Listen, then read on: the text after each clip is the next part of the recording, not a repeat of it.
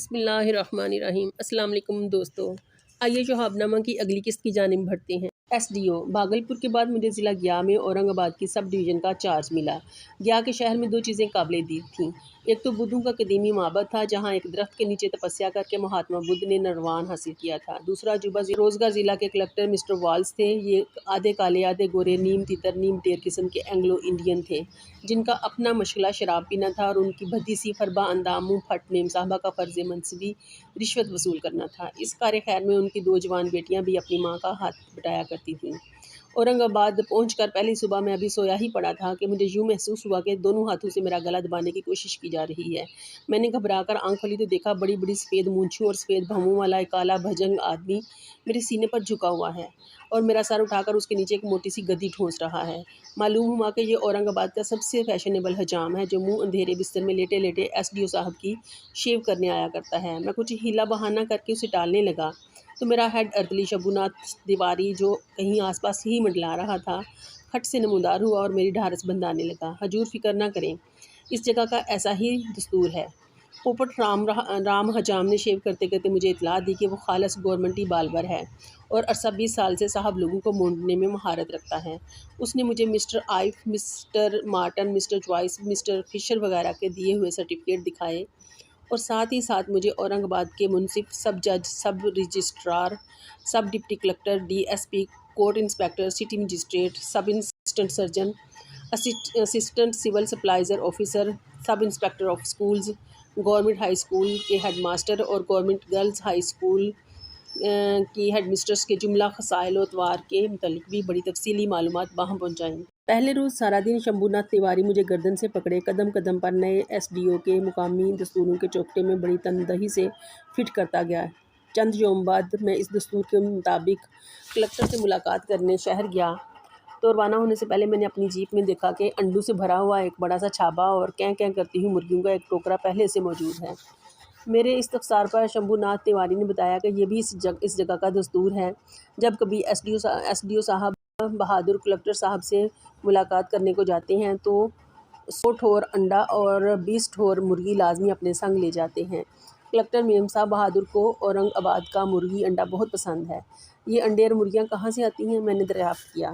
حضور سب deputy collector بابو نے تھانوں کی باریاں لگائی ہوئی ہیں۔ آج تھانہ اوبرا کی باری تھی، شمبھو ناتھ تیواری نے وضاحت کی۔ میں نے سب ڈپٹی کلکٹر کو اپنے ساتھ جیپ میں بٹھایا اور انڈوں اور مرغیوں کی کھیپ لے کر تھانہ اوبرا پہنچا جو اورنگ آباد سے 30 میل کے فاصلے پر تھا۔ اس وقت تھانے دار صاحب مالش کروا کر لنگوٹ باندھے ایک درخت کے نیچے بیٹھے تھے اور 2 حوالاتی کنویں سے بالٹیاں بھر بھر کر ان کے سر پر ٹھنڈے پانی کی دھاریں چھوڑنے میں مصروف تھے۔ ایک سپاہی ان کے لیے دودھ گرم کر رہا تھا اور چند دیہاتی جو اپنی شکایتوں کی رپورٹیں درج کروانے آئے ہوئے تھے ایک طرف دھول میں بیٹھے مکھیاں مار رہے تھے۔ مرغیاں اور انڈے واپس کرنے میں ہمیں کوئی خاص مشکل پیش نہ آئی۔ تھانے دار نے یہ رسد اوبرا کے ایک بنیے سے حاصل کی تھی جس کے پاس مٹی کے تیل کا ڈپو تھا۔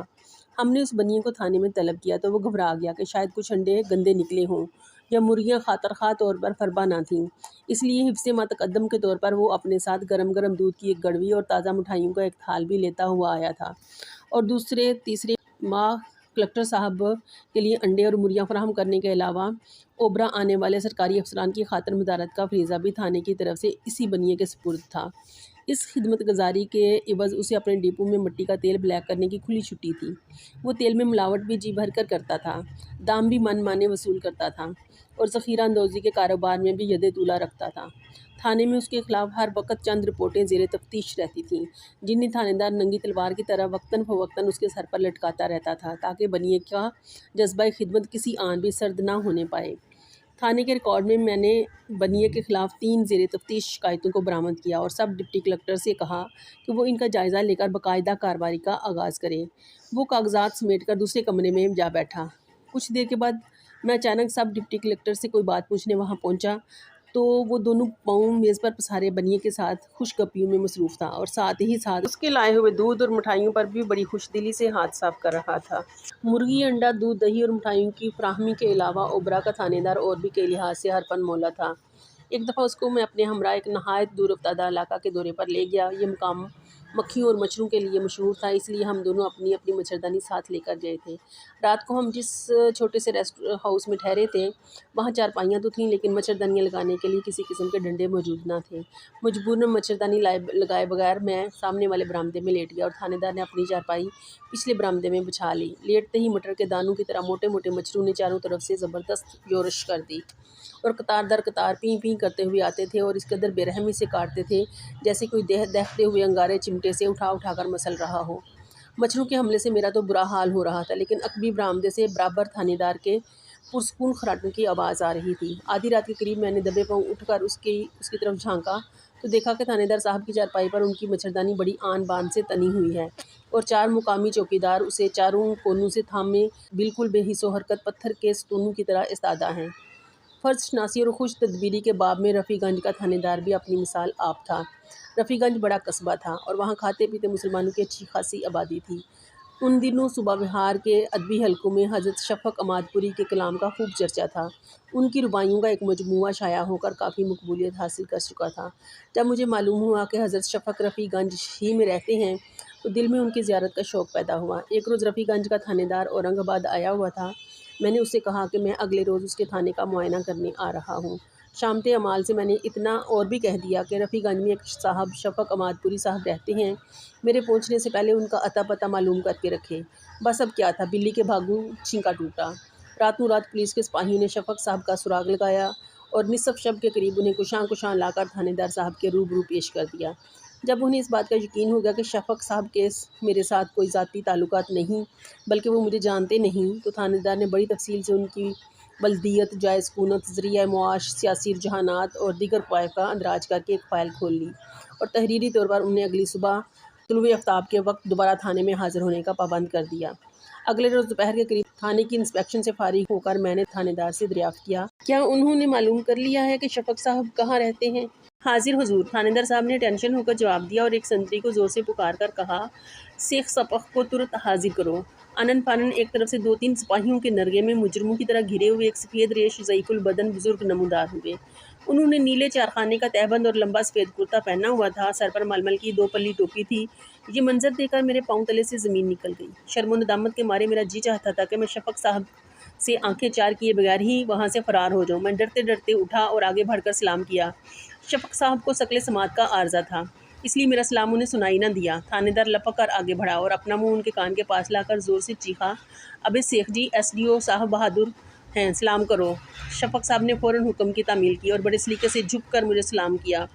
مجھ پر گڑوں پانی تو پہلے ہی پڑا ہوا تھا، اب تو میں بالکل غرق ہو گیا۔